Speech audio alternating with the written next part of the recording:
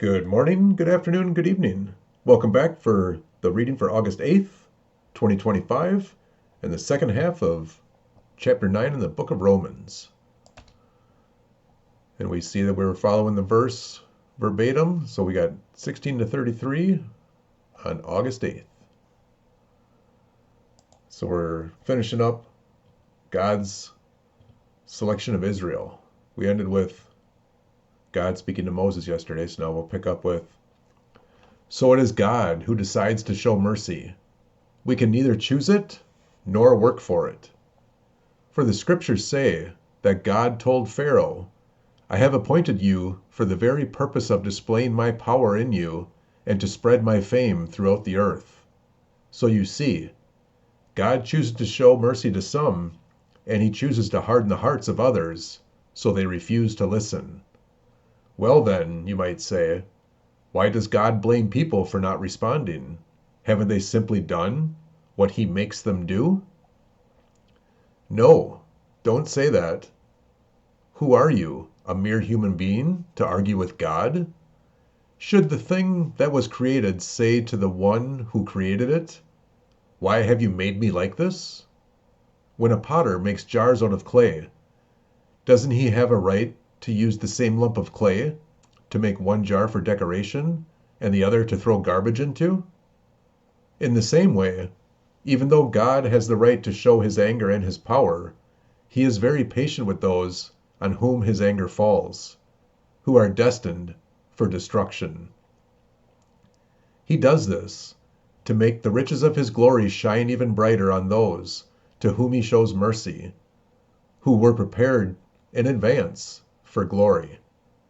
And we are among those whom he selected, both from the Jews and from the Gentiles. Concerning the Gentiles, God says in the prophecy of Hosea, 'Those who are not my people, I will now call my people, and I will love those whom I did not love before.'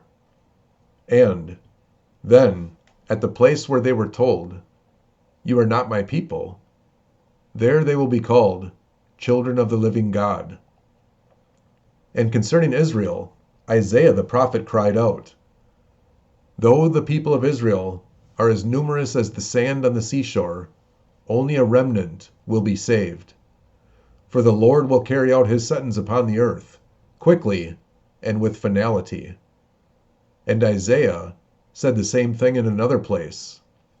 "If the Lord of heaven's armies had not spared a few of our children, we would have been wiped out like Sodom, destroyed like Gomorrah."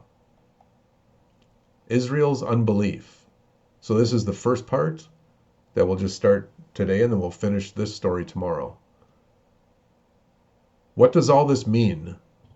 Even though the Gentiles are not trying to follow God's standards, they were made right with God. And it was by faith that this took place.